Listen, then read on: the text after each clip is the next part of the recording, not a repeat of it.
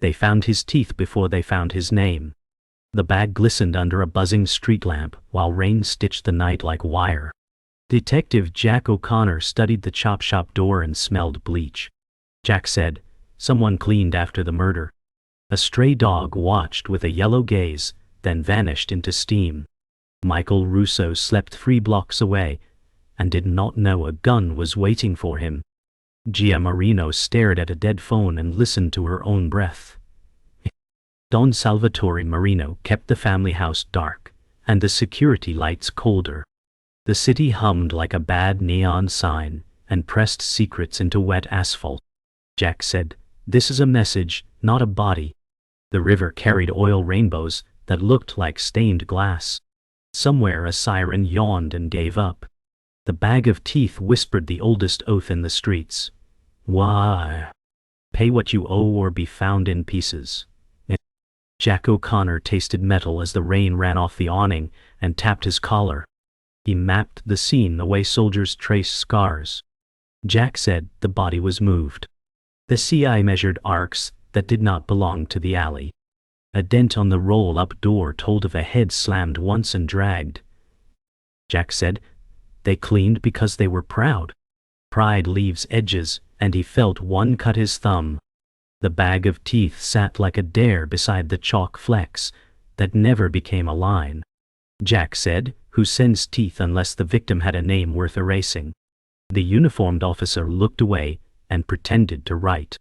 A passing train made the air shiver, and the shop walls answered. The night pressed down and the city gave nothing. Jack pocketed the edge of the cut with his silence and chose to wait. Creditors returned to admire their work. Michael Russo woke to the sound of a key that was not his. He felt the air change and smelled winter on leather. Michael said, "Who is there?" and the apartment answered with pipes and silence. He moved to the window and saw his pickup parked crooked, wipers frozen mid-arc. The stairwell carried a footfall, and then a door latch clicked closed. Michael said, "You picked the wrong floor." He went down and found the driver door ajar, and the glove box breathing. Inside lay a black Glock he never owned, and a single tooth taped to the grip.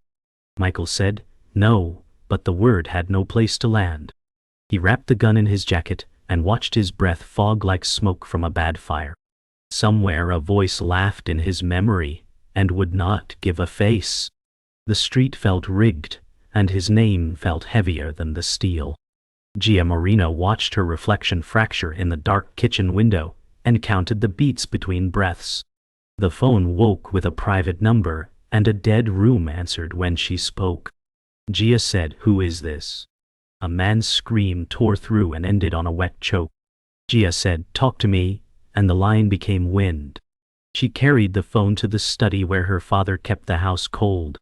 Don Salvatore said, "Put it on speaker," and the silence felt like a verdict. The family portrait on the wall showed smiles that never paid a bill. Don Salvatore said, "We do not call back." Gia held the phone anyway and felt the glass pulse. Somewhere beyond the hedges a car idled and then rolled away like a thought you cannot hold. Gia said, "Someone wants us scared," and the house agreed. The sun refused the horizon and left Newark in a gray bruise. Jack filed the initial report and kept the teeth on his mind like a curse. Jack said, "We wait and we watch," and he ordered a quiet canvas. Michael packed a duffel and left the Glock wrapped in a towel under the sink. Michael said, "I am finished with this life," and the lie shook his hands. Gia walked the hall and counted the old bullet holes the painters never found. Don Salvatore said, "Lock the phones and close the books," and the staff moved without faces. A black sedan slowed outside and did not stop. Jack said, "They will come back for the performance notes." The river breathed mist, and the city rehearsed its alibis. The day began without light, and the message remained on the pavement. Morning dragged its knuckles across the precinct windows, while the rain kept time.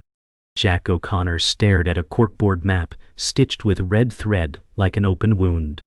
He pinned a print of the teeth and felt the room tilt. Jack said, "If they gift teeth, they want a legend erased." The bullpen coughed awake with stale coffee and tired jokes that went nowhere. A photo of his dead partner watched from a frame that never collected dust. Jack said, "You would hate this circus," and the words tasted like rust. The CI notes read "clean scene" and "impossible timeline," and his temper cooled. Jack said, "They moved him and paraded him, and the board took another tack." He traced tire tracks to the river and heard nothing but tide. Rain hissed like a fuse burned slow, and he decided to wait in the shadows. Predators love to admire their work twice. Michael Russo folded a clean shirt like it might prove he was new. The apartment smelled of machine oil and yesterday's rain, and he wished for summer. He tucked the planted Glock under the sink and felt shame scrape bone. Michael said, "I'm not going back," and the room called him a liar. A photo of his mother in Sunday dress leaned against a cracked frame. He remembered roofing in August and the way sweat earned a quiet dinner. Luca Vital once taught him to drive stick in a stolen Nova that never stalled. Michael said, "I will ask no one for mercy," and his hands finally steadied. He dialed Luca and killed the call before the first ring landed. The hallway hummed with neighbors who minded their own survival. He packed a duffel with work boots and an old Union badge that still shone. The street outside held its breath like it knew his name. Gia Marino turned pages in a leather ledger that smelled like old thunder. Each entry carried a number and a memory she did not choose. Don Salvatore taught her to count before he taught her to pray. Gia said, "Numbers can bless or bury," and the room answered with quiet. She remembered a college dorm where her last name arrived before she did. She remembered a summer in Florence where she pretended marble was only stone. Don Salvatore stood in the doorway and made the air colder without moving. Don Salvatore said, "We do not chase ghosts, we buy time," and the ledger closed. Gia said, "Time runs a bill," and she hid the smallest smile from him. The phone on the desk throbbed with missed calls that would not speak. She traced a margin note, written in a hand she did not know. Freedom looked like a door she could open but not survive. Jack walked the corridor to the morgue, where the air forgot weather. Stainless steel reflected him as a rumor without a face. Dr. Evelyn Park lifted a tray with hands that never trembled. Dr. Evelyn Park said, "The teeth were extracted after death and cleaned with care." Jack said, "So they wanted the shine, and the truth felt cheap." She set a caliper down like a gavel that no one would hear. Dr. Evelyn Park said, "Your victim was male in mid-40s, and probably a heavy smoker." Jack tasted ash he did not light, and thought of his partner's last day. He pictured a river bridge and a trunk that opened on command. Dr. Evelyn Park said, "Someone practiced this," and he believed her without pride. He pocketed a photocopy that showed a molar like a moon. The walk back felt longer in a hallway that never ended. The Marino dining room wore its chandelier like a crown that forgot mercy. Anthony Marino arrived with wet hair and a grin sharpened for business. Anthony said, "We answer insult with fire," and the tablecloth shifted like surf. Gia said, "Fire burns the house," and her chair did not move. Don Salvatore listened with eyes that measured futures and funerals. Don Salvatore said, "We move only when the price is known," and the room obeyed. Anthony's cufflinks flashed the family crest that never asked forgiveness. Gia said, "Someone staged the body to talk to us," and Anthony laughed once. He called her a scholar, and she called him a child, and the silence rang. Don Salvatore said, "Blood does not vote, it demands," and the meeting ended itself. Outside, tires whispered on wet stone and the hedges kept secrets. Inside, the chandelier hummed like a prayer that lost its faith. Dusk bled into the docks and turned the cranes into crosses. Jack O'Connor watched a white van idle beside a warehouse that never slept. Two men uncoiled a pressure hose and rinsed the ground like a ritual. Jack said, "Show me what you are proud of," and stayed in the rain. A metal trunk slid from the van and left a scrape that sang. The hose chased pink water toward a storm drain that swallowed fast. Jack said, "You brought him here first," and the wind agreed. A seagull landed and stared as if taking attendance. The men finished and smoked in silence with their backs to the river. One flicked a coin and missed the pocket like a bad prayer. Jack stepped closer when they left and knelt by the grate. The smell of bleach fought the tide and lost. He bagged a rusty screw that felt like a sentence. He decided to haunt this place until someone blinked. Michael Russo chose a diner that still buttered toast like a promise. Luca Vitale slid into the booth with eyes that did not risk the door. Luca said, "Someone is writing your name on bullets," and the coffee went cold. Michael said, "Tell me who," and the glass shook in his hand.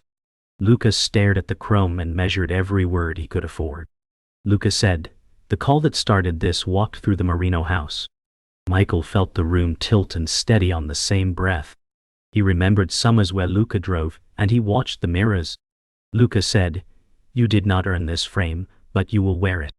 A waitress smiled like it was still morning, and left the check. Michael said, "We run now," and Luca shook his head. Luca said, "You run, I talk," and he put cash down with a tremor.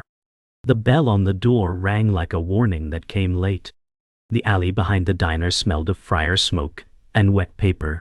Michael held the door while Luca zipped his jacket and scanned the dark. Luca said, "If I go loud they bury my mother with me," and he winced. Michael said, "Then we go quiet," and stepped toward the street. A sedan rolled in without headlights and kissed the dumpster slow. Two figures climbed out with calm hands and quiet shoes. The first man raised a pipe and the second leveled a small gun. Michael said, "Walk away," and nobody moved.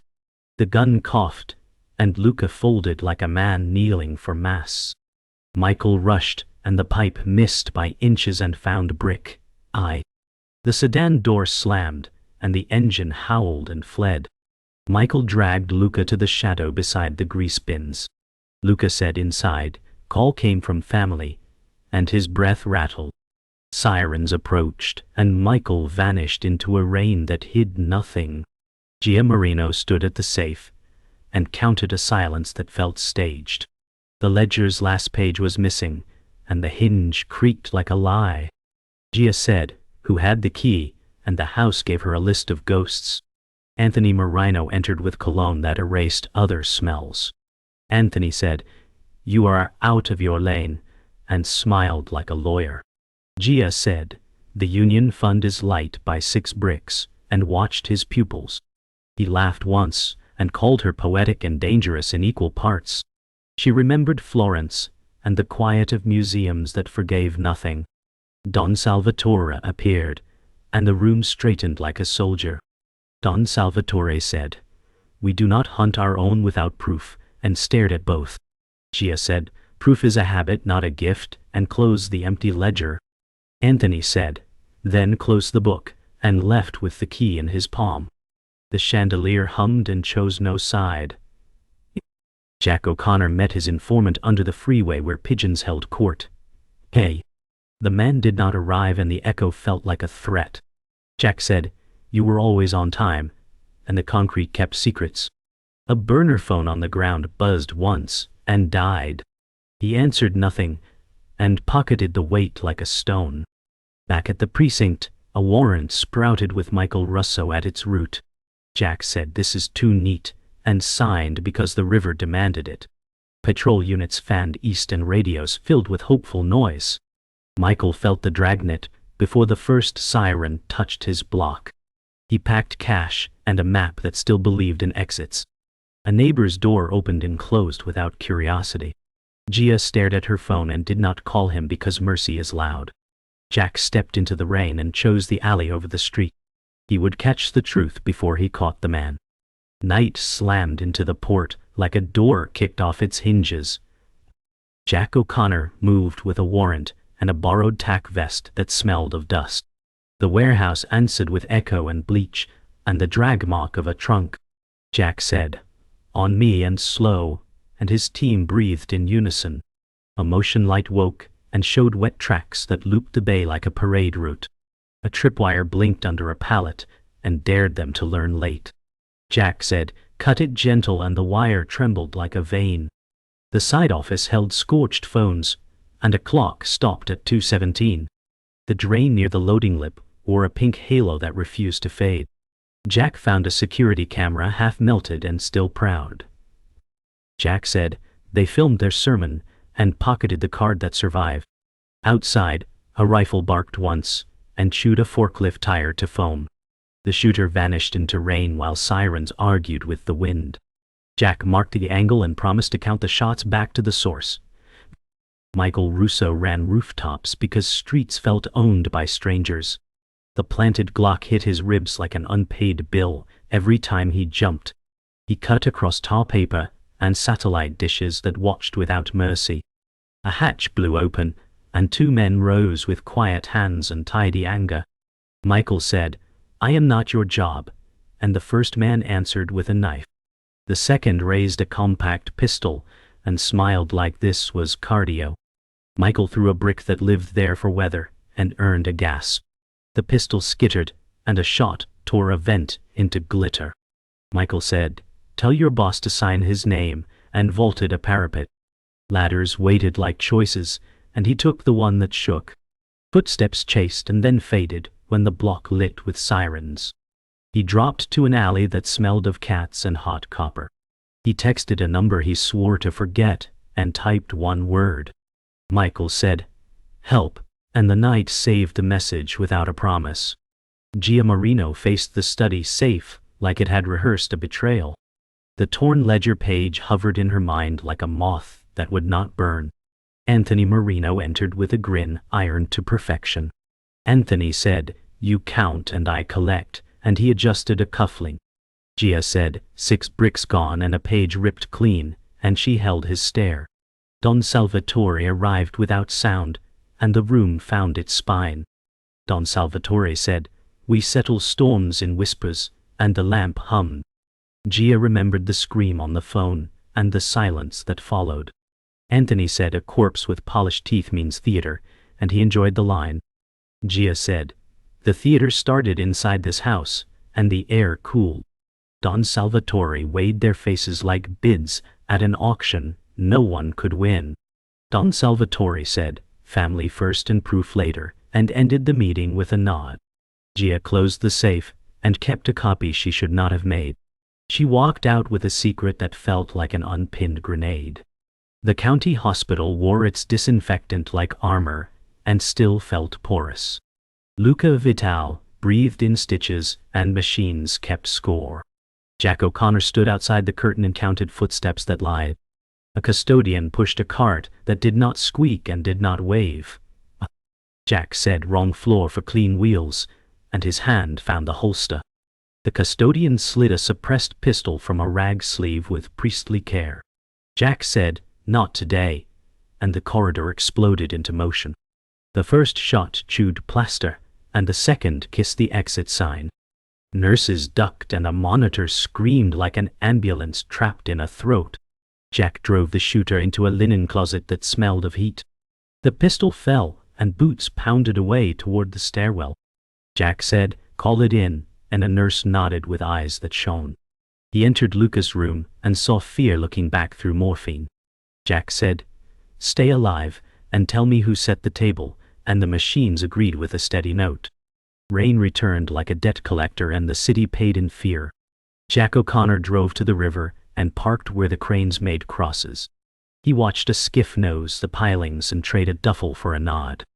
Jack said, "Ledger page buys passage," and he stepped into shadow. The courier saw a silhouette and chose a pistol over patience. A single shot stitched the night and ricocheted off a bollard. Jack fired once, and the pistol flew into water like a bad idea. The duffel split on the dock and spilled phones and cash and a thumb drive. Jack said, "You filmed every sin," and the courier cursed in 2 languages. Sirens grew teeth, and the skiff peeled away into black water.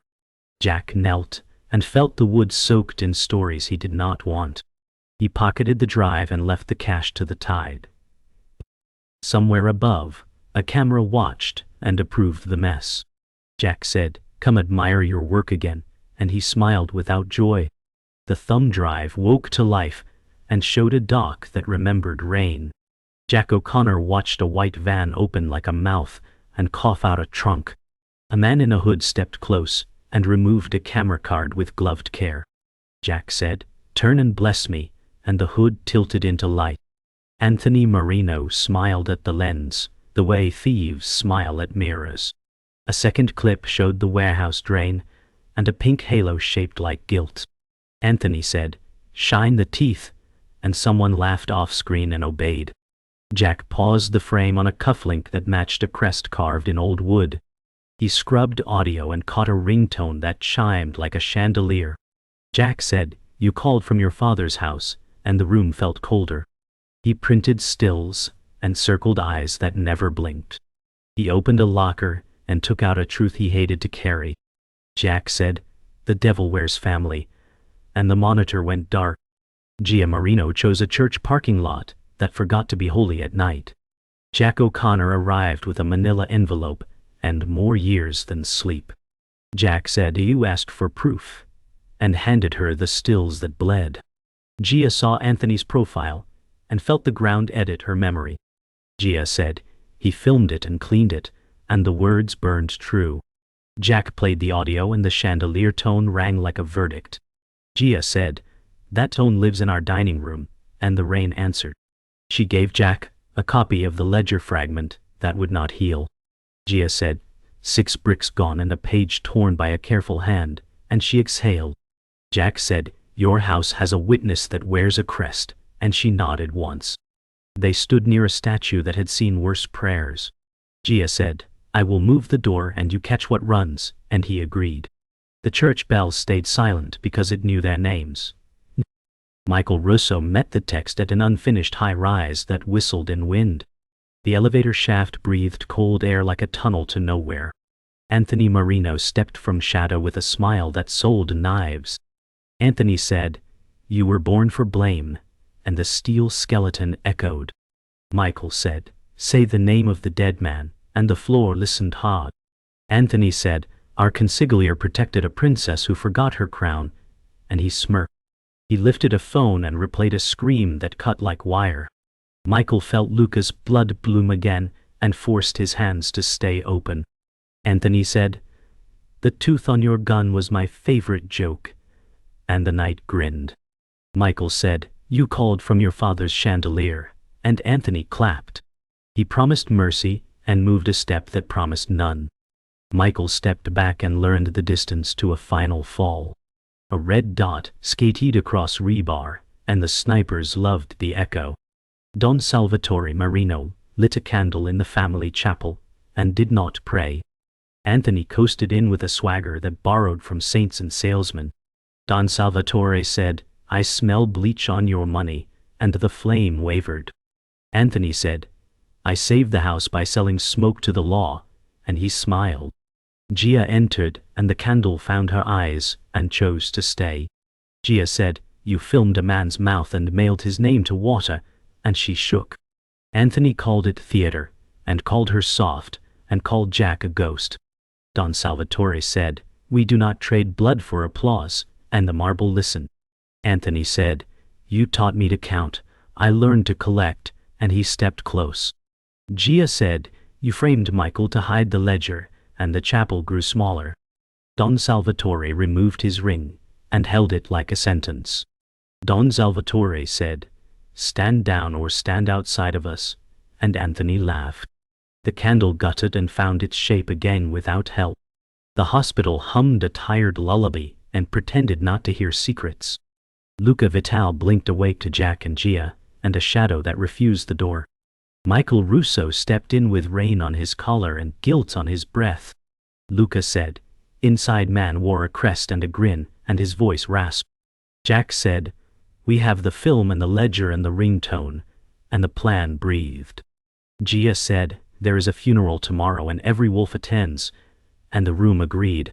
Michael said, "Make it a stage and let the truth walk out," and his hands steadied. Luca said, "Bridge at 2:17," and the number rang like a bell. Jack remembered the broken clock and felt the case lock shut. Gia took Michael's hand and did not call it mercy or war. Jack said, "We end this where it started," and the machines kept time. Outside, rain washed the city and left the stain anyway. Inside, 4 faces learned the price of being right. The funeral gathered under black umbrellas, while noon rain stitched the sky shut. Jack O'Connor watched pallbearers lift the casket like a secret nobody could carry. Gia Marino stood beside Don Salvatore and measured every whisper. Gia said, "He deserves dignity, not theater," and the steps held their breath. Anthony Marino greeted mourners with a handshake that sold futures. Jack said, "He is auditioning for the throne," and a squad car rolled past slow. Michael Russo waited in the crowd with his collar up and his pulse loud. Michael said, "If he runs to pride," and the church doors opened wide. The organ swallowed the street, and the city felt smaller. Don Salvatore said, "Family first and silence after," and the line moved. Gia touched the edge of the casket and felt a ledger page flutter in memory. Jack said 2:17 is our bell, and the clock struck on cue inside a room that forgave no one. Candles painted the nave in gold, while rain ticked the stained glass like a metronome. Anthony Marino took the pulpit and smiled, as if grief were a camera.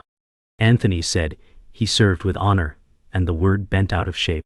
Gia watched Don Salvatore fold his hands around a ring that felt heavier today. Jack O'Connor slipped to a side aisle where a small projector waited like a fuse. Jack said, "When the bell ends, truth begins," and he checked the drive twice. Michael Russo stood near the back and counted exits like prayers he might need. A phone chimed the chandelier tone and heads stirred. Gia said, "That sound lives in our dining room," and her voice barely left the pew. Don Salvatore stared at Anthony and did not blink. The organ fell silent, and the sanctuary leaned forward. Jack raised a remote that shook less than his breath and chose the moment a family breaks. The screen bloomed, and the dock appeared with rain shining like knives. Anthony Marino turned toward his own face and did not flinch. Jack O'Connor said, "Shine the teeth," and the audio quoted Anthony word for word. Gasps cracked the room, and the ring slid from Don Salvatore's fist to the hymn book. Gia said, "You filmed him, and you framed Michael," and her voice cut clean. A figure rose in the choir loft with a compact pistol that loved silence. Michael Russo shouted once, and dove as the first shot tore velvet. Jack fired back, and wood splinters flew like angry moths. Don Salvatore took a graze and refused to fall. Anthony shouted orders that betrayed their blood. Michael said, "End it here," and drove a pew into the aisle to break the aim. Sirens grew inside the church like thunder that found a door. Anthony Marino fled through the vestry and out to the cemetery where marble kept names that never quit. Gia Marino followed with rain in her hair and fury in her step. Gia said, "You sold the house for applause, and the angels did not listen." Anthony said, "I saved it by choosing me," and his smile shook. Jack O'Connor cleared the gate and kept low among stones. Michael Russo cut left and closed the angle like a roofer tracing a ridge. Anthony raised a pistol and found his hand was not faithful. Gia said, "Drop it, and face the dead you made," and the night echoed. Anthony said, "You were always the crown," and the admission bled. Don Salvatore's car idled at the curb, like a confession that would not move. Jack said, "Hands up," and the voice held winter. The pistol wavered between blood, and the family history went silent. The bell tower marked 2:17 like a wound reopening on schedule. Anthony Marino backed onto the slick iron of a service bridge behind the graves. Jack O'Connor said, "You called from your house and killed your own," and the rain agreed. Gia Marino said, "I will not lie for you," and her hands did not shake. Michael Russo stepped closer and remembered a tooth taped to steel. Anthony said, "I carry the family, or I drown it," and he chose the rail. Jack moved slow and saw the cufflink that matched the frozen frame. Michael said, "Luca bleeds every night you breathe," and the words landed. Anthony lunged, the pistol slipped, and the bridge answered with a slipstream roar. Gia reached and stopped one finger shy of mercy. Anthony fell into black water that kept its promises. You aren't. Jack said, no victory here, and the river swallowed the echo. The city took a breath and waited to charge interest. Dawn pulled a grey lid over the Passaic, while divers circled the pilings. Jack O'Connor counted ripples and let the cold settle in his bones. Jack said, "Bodies surface when pride sinks," and he watched the current lie. Gia Marino stood on the dock and held the space where a brother used to live. Gia said, "Blood writes in water and never dries," and she did not cry. Michael Russo kept to the shadow of a crane and tasted metal on his tongue. Michael said, "If he stays down, the story floats on me," and he looked away. Don Salvatore Marino sat in a black car and refused to step out. Don Salvatore said, "We do not gawk at graves we cannot touch," and the door stayed shut. A gull landed on the rail and stared like a bored priest. The divers shook their heads, and the river shrugged off its guilt. Jack said, "We close what the water keeps open," and he signed the silence with a nod. The Marino study smelled of rain and old ink, and a crown no one could wear. Don Salvatore placed the signet ring on the desk and looked smaller by inches. Don Salvatore said, "The house lives if the story sleeps," and the lamp hummed. Gia Marino opened the ledger copy and touched the torn edge like a scar. Gia said, "We repay what was stolen, and we bury what would burn us," and the room agreed. He offered the ring and waited for mercy to change its name. Gia said, "I keep the books and the peace and the truth inside my ribs," and she did not take it. The phone vibrated with reporters who smelled blood through walls. Don Salvatore said, "Anthony loved the family in a way that broke it," and his voice failed. Gia said, "We will mourn him without lies on paper," and she closed the ledger. Outside, the hedges breathed like gods between worlds. Inside, the chandelier stayed dark and honest. The rehab ward clicked in steady beats and smelled of bleach and oranges. Luca Vital practiced a slow step with a walker and a grin he borrowed. Luca said, "You look like a man who outran a rumor," and he winced. Michael Russo held a paper bag with coffee and a folded future. Michael said, "I gave Jack the gun and the tooth with it," and the words eased.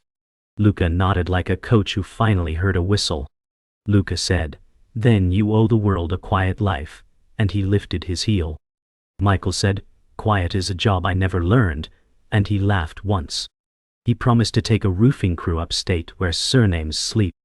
Luca said, "Send me a sunset when the shingles glow," and he meant it. Michael gripped the rail and felt the building stop swaying. He walked beside Luca until the corridor turned and the day found them. Jack O'Connor sat in a precinct that smelled of toner and rain and endings. The report filled the screen with words that walked a narrow bridge. Jack said, "Primary suspect Anthony Marino presumed drowned," and he let the line stand. He added footage, ledger notes, and a ringtone that tolled like glass. He removed one name that would die for truth and live for mercy. Jack said, "No medals for being exact when the city needs sleep," and he saved. The captain signed with a shrug that confessed 1,000 cases. Jack carried a small envelope to the chapel where candles were bones of light. Gia Marino waited there with eyes that had learned winter. Gia said, "Is the water enough to close a door?" and her voice did not shake. Jack said, "Doors do not close. We just walk past them slower," and he handed her the cufflink. She nodded once and placed it in a box that would never open. Night came back wearing the city like a wet coat that fit too well. Michael Russo loaded a rusted pickup with tools and a promise not to come back. Michael said, "I will build roofs that do not leak stories," and the engine coughed away.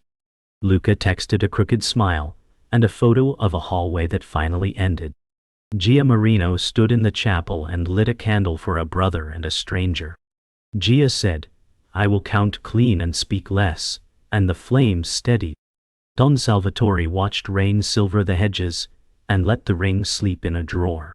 Jack O'Connor walked the dock and listened to cranes that sang like old churches. Jack said, "Justice came limping, but it came," and the river answered nothing. A gull turned once and vanished into fog without directions. The city exhaled and saved its lies for morning traffic. There's no retirement plan for ghosts.